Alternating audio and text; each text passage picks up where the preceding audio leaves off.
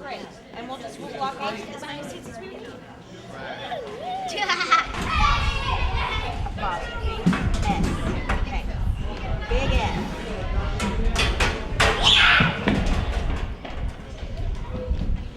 Are you ready? Are you ready? Are you excited? Are you shy? M.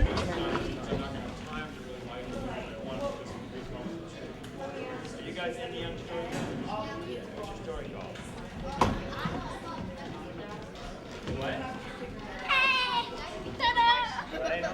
We're actors. Heather, there's somebody getting some a lot of snacks. Who's there? Some people. Maybe they didn't want to be chased. Yeah, I saw you chasing the girls. Oh, nice to meet you. Sasha looks great. So good. Do you know that book, Harry Potter? That thick one? Do you know you can read it? He read to me. Sasha, can you smile? No. Sasha. Sasha. Smile, buddy. Come on. Like a real one. Like a real one. Like this, like.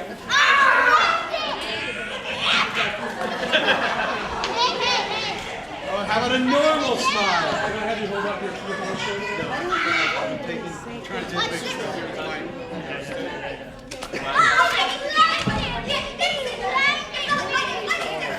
Escape. We have to find them. What are the names of your two main characters? Charlie and Angel. And what's the name of your... We have to be happy. We can start over if you want. What are the names? Fine. The dogs. Excellent, you're the same. That's right. With no doubt. Otherwise known Okay, as. now get to the business. Okay, here we go. This is Camila Trejos. And of all the times I've done this, Camila has been the easiest writer I've ever worked with. More ideas than anyone I've ever worked with. Wow. His story is called The Guy Who Became a Horse. Oh, I love it. We're pretty excited about that. And then after we do all the casting, I have to tell give one direction to everybody. Okay.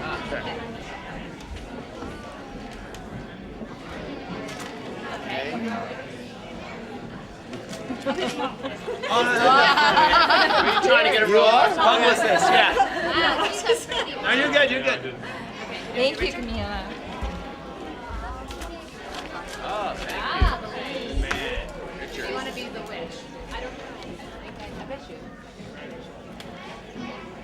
Oh, battery's dead? I'm a witch, little did you know. She plays a good witch. What a surprise! What a surprise!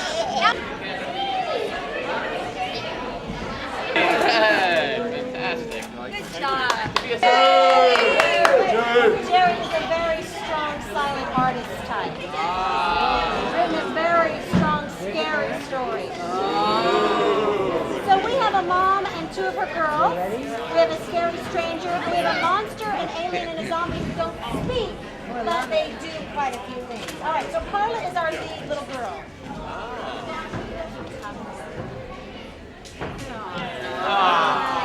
Okay. And mom. I am a mom. I am a mom. And then we've got Jessica, Carla's older sister. Uh-oh. Uh-oh. I am an older sister in real life. My brother's there to prove it. She's campaigning. It's hard. You work We have a stranger. Close to yourself. It's hard with the guys. You know, they want you hard to get. I am very strange. And we have a monster. Big ugly monster. Yes. A zombie. Zombie. A zombie with no eyeballs. Yes. It could be a girl, you know, too. And I just can't wait. And I hope you are all excited and proud of the work that you have done. And I hope that you continue to write, because what I've heard just in the little group sessions is amazing imagination. So keep writing it down. Does anybody else want to say anything? Yeah. Yeah? I had so much fun time going on Wednesdays every time to story time. Oh, good. Oh, good. Yes. Hello, everybody, storytellers. You can be a storyteller for the rest of your life. But for this group, we're done with this right now. So yeah.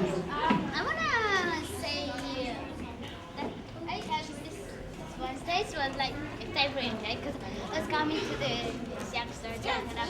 Oh, you realize you weren't It's here. incredible people. Oh, sorry. Yes. I like to take a time. And before next year, we're gonna get another chance to do this. I'll agree with you. Well, you know what? Even if you don't get to do it with us, you can still write on your own. So, yes, Daniel. Good. Great, Amanda. I wanted to say thank you, storytellers.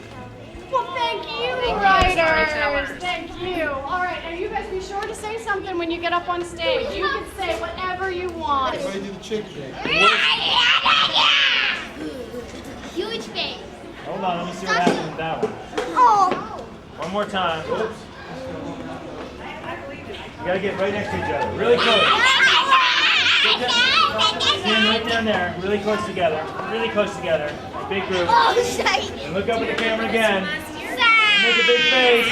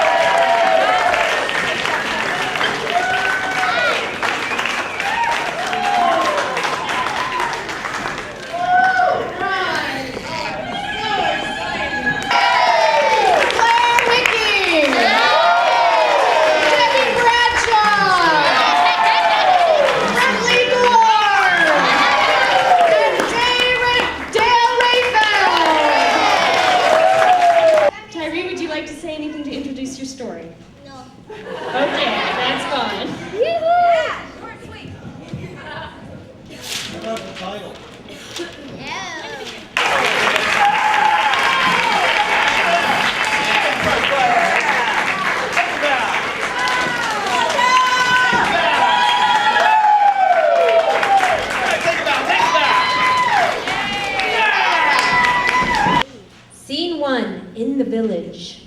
There once was a boy named Ben who could bend anything he found. He liked to go on journeys by himself.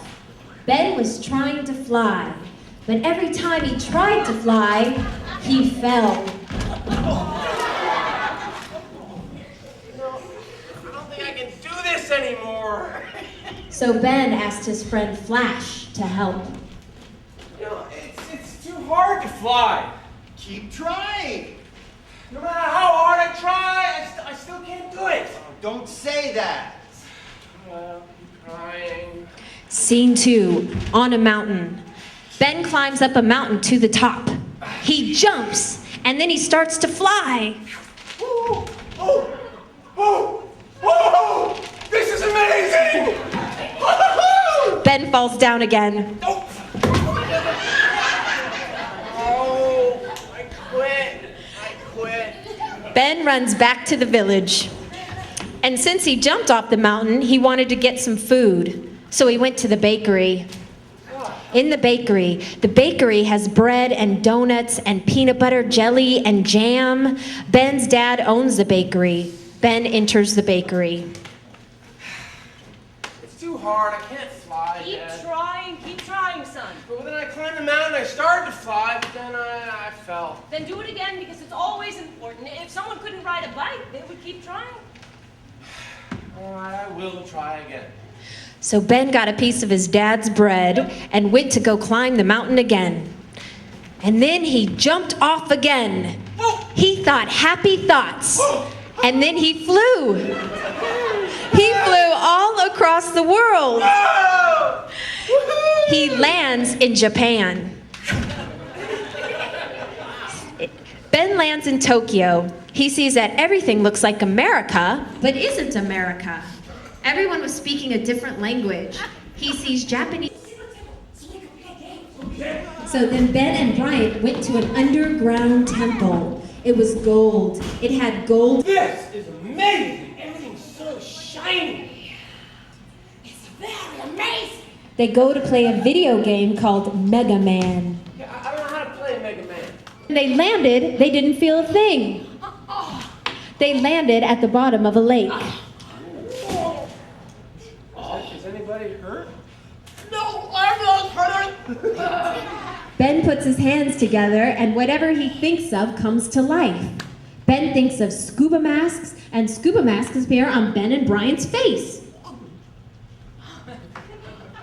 Wow, you can really do that? Look, I can. Underwater. Let's go to who destroy their columns. Hello? Hello? Think about what the... You know what? I hope they don't think we're trying to do that. They won't. They're only hit sea monsters to attack with a village. Oh, that's sort of cool. Aquaman swims by. Aquaman is wearing a blue and black suit. Hi. Hi. Do you have any magic powers? Yes, I can make any sea animal I want.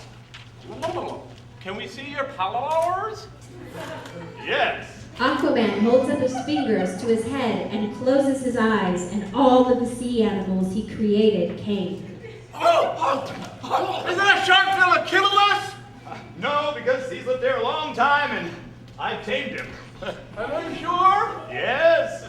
Can one of those animals help us get back to the top? Yeah. Go help him. So the shark goes up to Ben and Bryant, and Ben and Bryant hold on to the top of the shark, and the shark helps them to... We're in my village. And Ben flies Bryant to the bakery to meet his dad. Dad! Hello, son. Well, hello there, young Japanese boy. This is my friend Brian. It's so nice to meet you. Hi. The end.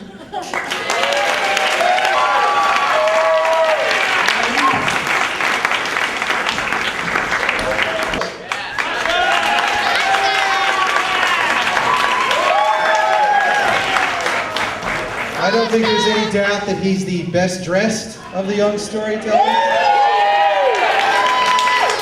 And the story you're going to see when we started the program, everyone comes with a few stories in mind, and we picked the one that they really want to do. And this one just jumped out of his head. He knew from the start it was what he wanted to do. I think you'll see it's full of a lot of action and excitement. Is there anything you'd like to add to that? Well, it's about a mountain, and it's like lots of things. I think his wife thinks it's actually very scary. But I think it's just exciting. I mean, like. You ready? Let's go. Hey, I haven't seen you guys in a while. Yeah, it's a beautiful day. Let's climb this mountain. Okay, but we better be on the alert. I heard there are dangerous animals along the way. The climbers put on special shoes with spikes that will dig into the rocks as they climb. They gather up the rest of their gear, including water and pickaxes. These are mountain climbing tools shaped like a hammer with two sharp points sticking out. They strap on their backpacks and form a line, with Levon in front as the leader. Using their boots and pickaxes, the men climb the mountain. They move slowly. The path is crooked and lined with trees. Wow, this is really hard. That's because it's the tallest mountain in the world. Well, we better watch out for those dangerous animals. Hey, we decided to take risks. Let's keep going. About halfway up the mountain, Levon reaches up with his pickaxe to grab a rock. But it breaks off and falls away. Whoa! Underneath the rock is a hole.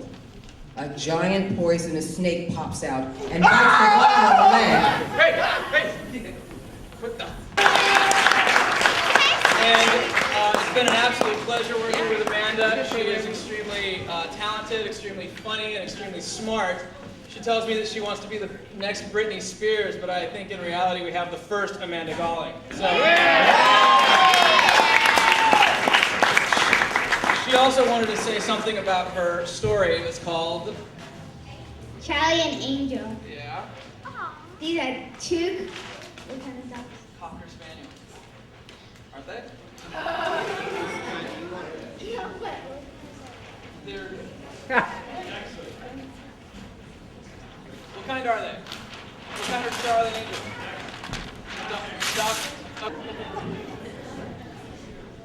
You want to say anything else? They're trying to get some food because my stepmom, Nora, forgot to feed them in the morning. So they're trying to get into the house and to figure out a way to get in the house. Yeah, she forgot to feed us. What do we do? I'm starving. Oh, I'm so hungry I can even eat you. Yeah, right, like you could. Sure I could. You're fat and lazy. I'm lazy. You're the one who sits on the couch all day watching professional wrestling and TV. Bring it on, old man. Bring it on. The dogs exchange a series of body blows and uppercuts. Is that all you got? Angel pokes Charlie in the eye. Yeah. And I saw that move yesterday on SmackDown. Okay, time out. Let's think about this. Maybe we should stop fighting and figure out a way to get some food in our stomachs. Oh, what do you suggest? Well, we could catch a squirrel. Are you kidding? Squirrels are dirty. Besides, I'm on a diet. Well, I don't see you coming up with any ideas. Well, we could find a way to get inside the house and get the dog food they keep in the refrigerator. Charlie looks at her dumbfounded.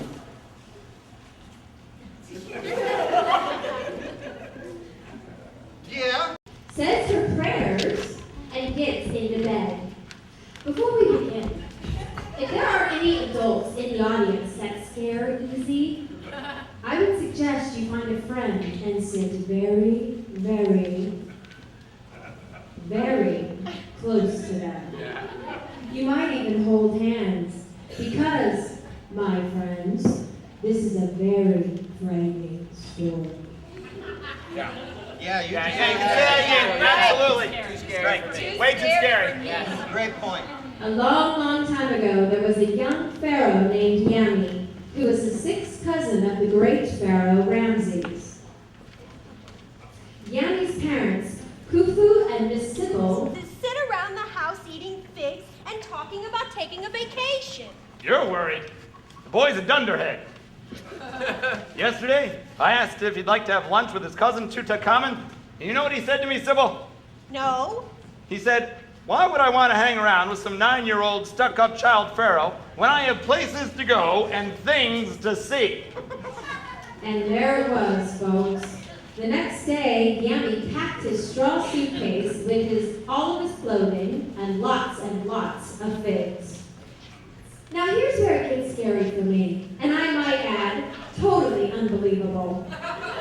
Yami made his way across 4 seas, 3 continents, and 2 oceans. And 5 years later, he landed in what we call the land of Capet, which in ancient Egyptian means land of shady, swaying palms. Unfortunately, this land had no figs, but Yami liked it so much and he had packed enough figs to last a lifetime that he decided to stay for good. Hey! I thought this story was supposed to be about me!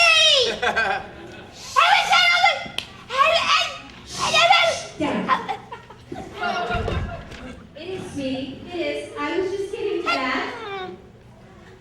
So, Yami. Hey! Okay. You made your point, right? Now, once upon a time, there was a very pretty girl named Holly. That's me! We know! Got it. As I was saying, once upon a time, there was a very pretty girl named Holly, who came from Russia with her parents to live in Los Angeles. When they arrived, Holly's parents immediately enrolled Holly into the same school as her cousin Ani. And I know this will sound very weird, but the school was called Cheremoya. Oh, wait. Come on. You can't expect us to believe that. No, yes, strange but true. The first day of school, Holly and Ani agreed that they would have... Is he dashing girl. Maybe so, but I know what I've heard. Holly goes into the library and starts looking for the book in one shelf after another. But Holly was a curious girl, and that night she went to the library with her father. And sure enough, she found a book about Yami. And right there in black and white, everything on it said about Yami was true. Holly gets up to return the book, and as she does, a crinkle of the paper falls out. In exterior school playground day. Robert, 12, nice normal kid who likes to learn and wear glasses. Katie, 12, blonde, brown-eyed girl next door. She and Robert are a couple. John, 12, brown hair and black eyes, very cool. The last bell rings. School is out for the summer. The three best friends talk. Sounds great. Let's definitely meet up tomorrow and go to Not So City. Oh, yeah. My mom can drive, so let's meet at my house. Cool. Yeah. I'll be there at 10, and we can start our summer. Katie checks her watch. Oh, shoot, guys. I gotta go, guys. I have to babysit my little brother, and I'm already late. I'll walk you home. They start to leave, and Robert notices he doesn't have his backpack. I must have left my backpack back at the auditorium. John, could you walk Katie home? No problem. I'll see you tomorrow. Okay. He kisses Katie on the cheek. And they walk home. See you guys tomorrow. Interior school auditorium day. The auditorium doors are closed behind Robert as he looks around the standard school auditorium. There's a stage, piano, American flag, folding chairs, basketball court, and school pictures hanging on the walls. Where did I leave that thing? He sees something on the stage. There it is. He gets his backpack, starts to leave, but the auditorium doors are locked. He shakes the doors, trying to open it. He gets his backpack. Hello? Hey, hello? Can someone open the door? No one answers. Hello? Robert panics. Is anyone out there? Can you hear me? He bangs on the doors louder and louder. Help! Help! No one is around. School is out for the summer. Exterior Katie's house day. Katie and John stand on a cute white porch. Thanks for walking me home, John. Hey, no problem. I'll see you in the morning. Yep, it's gonna be so cool. Interior school auditorium night. Montage. Robert, broom in hand, desperately tries to pry the doors open. He stands on a pile of books, tries to reach the window overhead. The books topple over, he falls to the ground. He uses a giant prop pencil to try and break the wall. He sits on the stage, squeezes the last drop out of his juice box. Eats his last gummy bear. He's tired and hungry. He sits in the corner with the American flag right like a piano. What do you think? I don't really know what to do here. Katie and John play frisbee. Robert tries to eat his shoe. I'm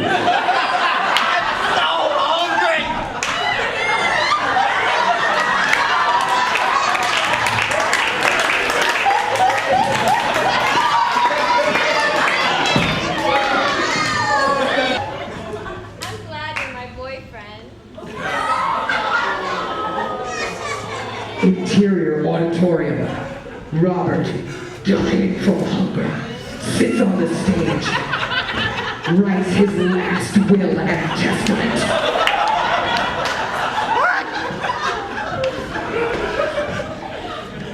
Interior auditorium day. Katie and John clean. Katie finds Robert's backpack. Oh, what? Well, oh my God, John, look! It's Robert's backpack. He must have gotten locked here on the last day of school. Oh, no! Oh. Katie finds Robert's dead body. She cries. Oh, John holds her to comfort her.